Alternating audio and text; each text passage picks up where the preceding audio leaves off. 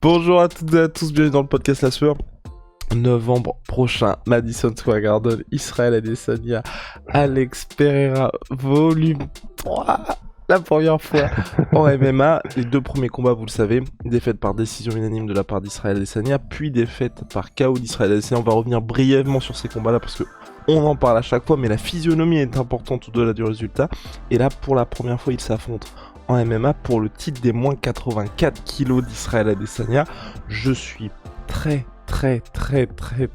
chaud, et surtout que seulement un combat avant, il y aura Michael Chandler contre Dustin Poirier normalement. Donc on est parti pour une carte du Madison Square Garden qui s'annonce comme un petit banger, et donc la date précise c'est le 12 novembre 2022, UFC 280. Générique, Birosti? Ouais. Générique. Soit.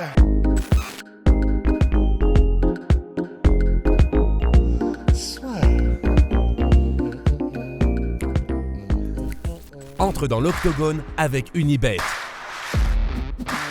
Qui sera le vainqueur du combat? En combien de rounds?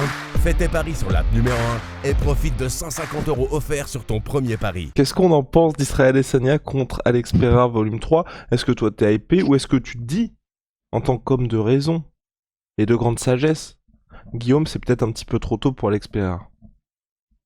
Non, je pense que là, honnêtement, parmi tous les choix possibles en middleweight en ce moment, c'est celui qui peut hyper le plus.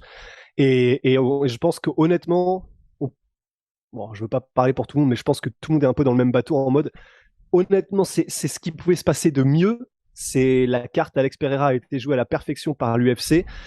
C'est quelqu'un qui a une histoire avec Adesanya, donc c'est parfait. Et alors, moi, je suis hypé Trois combats à l'UFC Ouais. avant d'avoir le combat contre Adesanya. Et pourquoi est-ce que je suis hypé au-delà du fait que bah voilà, il a battu 3 personnes à l'UFC, dont le 4e mondial, même si voilà, c'était.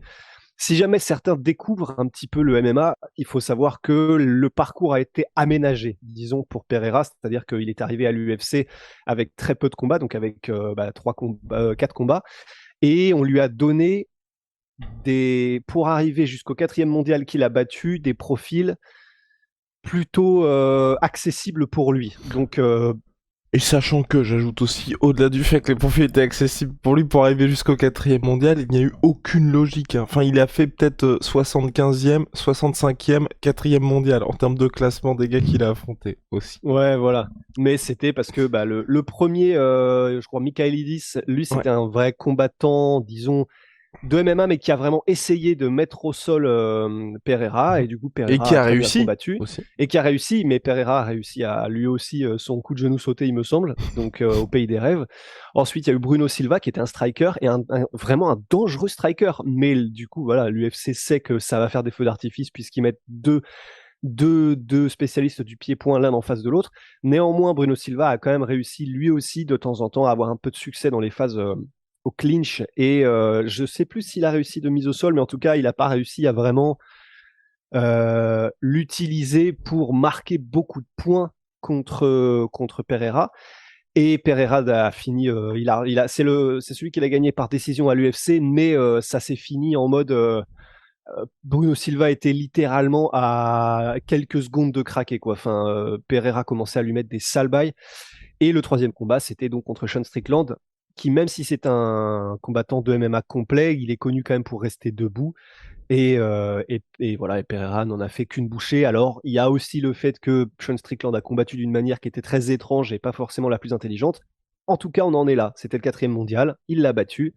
Et donc maintenant, ce qu'espérait l'UFC et les fans, hein, moi le premier, je vais pas mentir, bah c'est une autoroute vers le titre, et c'est le cas. Alors, maintenant, les 2 premiers combats, Parlons-en. on en a parlé, on en a parlé déjà, on peut revenir un petit peu dessus, un peu plus en détail. Bon, ils ont été tous les 2 perdus par Adesanya, mais c'est en trompe-l'œil, puisque le premier que j'ai re-regardé ce matin, déjà, premièrement, franchement, je vous conseille d'aller le voir au Glory of Heroes numéro 1.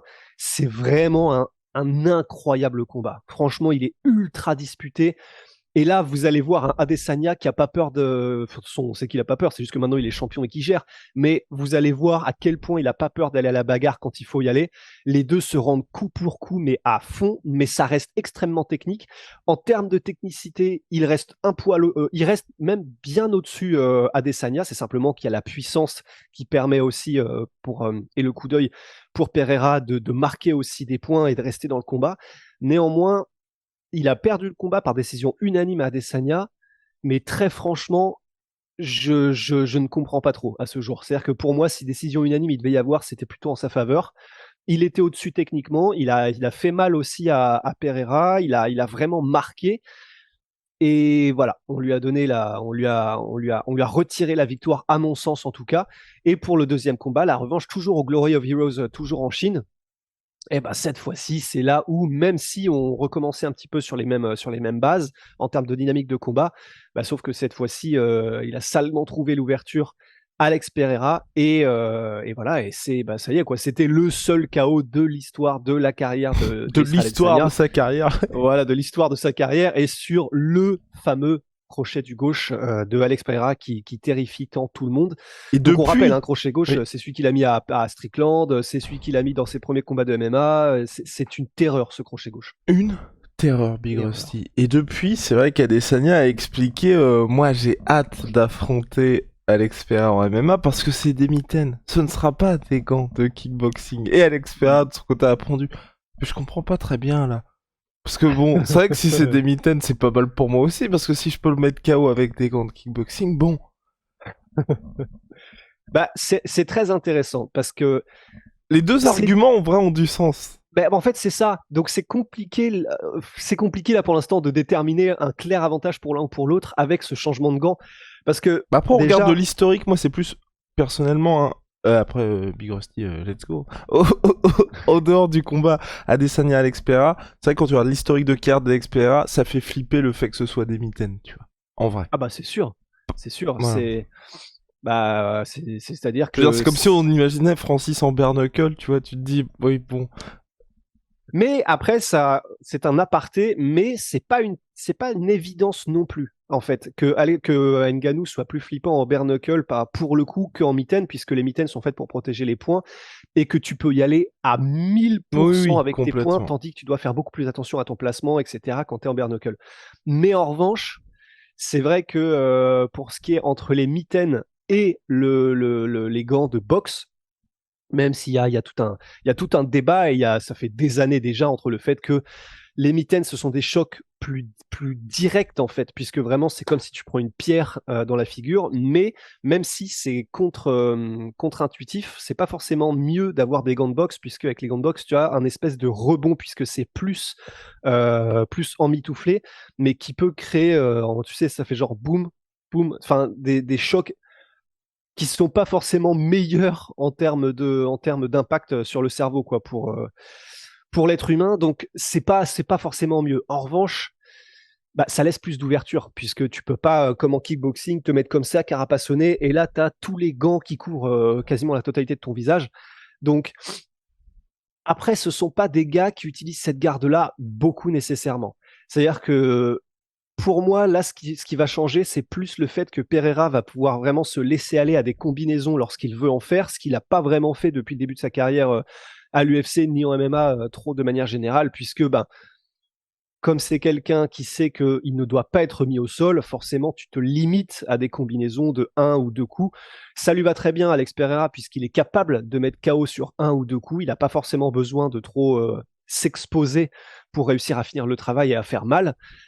Mais c'est vrai que ce sera vraiment intéressant, puisque dans leur premier combat, par exemple, Pereira Adesanya, les deux n'utilisent pas énormément la garde comme ça. Enfin, ils sont très aériens, plus Adesanya en termes de déplacement, en termes d'avant-arrière, en termes de manière de bouger et d'attaquer, de défendre, beaucoup plus aérien que Pereira. Mais Pereira, c'est pas non plus Van Roosmalen, tu vois, c'est pas non plus je me pose à la hollandaise, je mets les deux mains comme ça, je prends, et quand c'est à mon tour, j'y vais, tu vois. Il a une garde qui est un peu, comme celle-là, là, tu sais, où il est il est prêt à contrer, disons, mais voilà, il n'avance pas n'importe comment non plus. Ça reste quand même un technicien Pereira, même s'il est connu pour son pouvoir de KO impressionnant. Mais voilà, en fait, on ne sait pas trop à quoi s'attendre, puisqu'en kickboxing, les deux y allaient à fond et sans faire vraiment, et c'est normal, attention à économiser un petit peu pour ne pas être mis au sol, pour voir plus facilement arriver lorsqu'il y a des tentatives de projection. Donc là, je pense, comme aucun des deux n'ira vraisemblablement au sol, puisqu'Adesanya, je crois qu'on l'a jamais vu tenter un seul takedown. À chaque fois, il roulait un petit peu avec la situation. On l'a vu tenter des soumissions contre Vettori, contre Gastelum, voilà, mais c'était plutôt en roulant avec l'inertie du mouvement plutôt que lui qui initie quoi que ce soit. Parce que tout simplement, comme Adesanya sait qu'il est à des années-lumière, ou en tout cas peut-être pas, parce qu'il a quand même galéré contre Gastelum, mais qu'il est devant tout le monde en termes de niveau technique, voilà, il n'a aucun intérêt à aller dans un autre domaine. C'était un peu comme Crocop, plutôt genre, quelle est la manière dont je peux éviter les rapprochements, les contacts, le clinch ou les mises au sol. Là, avec Pereira, ce qui est vraiment génial, c'est que je pense que du coup, les deux vont vraiment être purement sur un match de kickboxing, et j'ai presque envie de dire, Adesanya, faudra voir quelle est la stratégie de combat, mais vous pouvez être sûr qu'il aura vraiment à cœur de prouver qu'il est le meilleur kickboxer devant encore plus un auditoire, je sais pas comment, un auditoire. Une audience oh là là, excuse-moi. Une audience, effectivement, un encore plus funérarium. large. Ouais, c'est ça. Un volcan, comme dans John Hulbuck. Mais voilà, donc en fait, les deux resteront probablement debout, parce que c'est les forces de l'un et de l'autre, et qu'aucun n'a probablement envie d'aller au sol, ou je serais très étonné en tout cas. Et debout, les deux vont pouvoir dérouler beaucoup plus. Et en fait, moi, ce qui m'a rassuré, c'est que j'avais oublié que Adesanya était autant OK avec le fait de bagarrer avec un mec qui est aussi connu pour frapper dur comme Pereira. Parce que très franchement, c'est vraiment dire que c'est du à toi, à moi, ce serait hyper réducteur de ma part, mais clairement, franchement, allez voir les deux premiers combats de kickboxing, c'est la guerre. C'est la guerre. Et Adesanya, il recule pas. Il veut trouver sa distance, mais il ne recule pas quand il s'agit d'échanger des parpaings, toujours avec technique, en changeant les gardes, avec des mouvements de tête. Enfin, voilà, ça reste Adesanya, c'est un esthète. Mais il y a moyen que là, à l'UFC, en novembre, on retrouve un Adesanya qui, comme il sait aussi que là, il n'y aura aucune chance que le mec en face tente des mises au sol, peut-être qu'il se livrera plus, et peut-être qu'il ira plus pour faire mal que qu'on a vu sur les combats précédents, quoi. Ça dépendra. Moi, j'ai juste peur d'un truc, c'est que les deux se regardent un peu en chien de faïence pendant tout le combat. Mais si les deux décident d'y aller, je pense pas, pour le coup. Tu vois, comme il y a la dynamique du champion de Adesanya qui a peut-être pas envie, voilà, qui a pas envie de risquer quoi que ce soit, c'est ça qui change surtout par rapport au fait que dans le combat de kickboxing, il n'y avait pas grand-chose à garder qui vaut des millions et qui peut changer la face de sa vie et de sa carrière, quoi. True, Big Rusty, true. Mais après, je vois mal Alex Pereira attendre un petit peu. Adesanya, mine de rien, je pense là aussi indirectement, il y a ce... Pas qu'il faut qu'il se rattrape, mais tu vois, ça fait quelques performances où les gens commencent à se dire, bon là, faudrait peut-être commencer un petit peu à aller chercher le combat, même si c'est pas son style. Et là, en plus, avec tout ce qui s'est passé avec Alex Pereira par le passé, je pense qu'il y a aussi cette envie, mine de rien, de montrer que bon, c'était du kickboxing, là on est en MMA, c'est moi le patron de la catégorie. Et puis aussi Pereira qui, je pense, a cette intelligence en striking qu'ont pas les autres, dans le sens lui va vraiment savoir que, ok, là j'ai perdu le premier. Même si Adesanya a fait peut-être que des low kicks, que ça a pas fait énormément de dégâts, il va être en mode je suis en train de perdre les rounds, là il faut que je m'active, et il a les armes pour s'activer, pour faire en sorte d'inverser un peu la tendance, tu vois. Donc je pense qu'on aura peut-être sur les deux premiers rounds justement un petit peu d'observation, mais au bout d'un moment, si on a clairement un qui commence à prendre le dessus au niveau du scoring, l'autre va à mon avis se bouger un peu. Et moi ce que j'espère aussi, c'est que pas le mettre KO, mais tu vois qu'Alex Pereira puisse sonner quand même Israël Adesanya, et qu'on ait un petit retour un petit peu d'Adesanya qui sort le bleu de chauffe, quoi.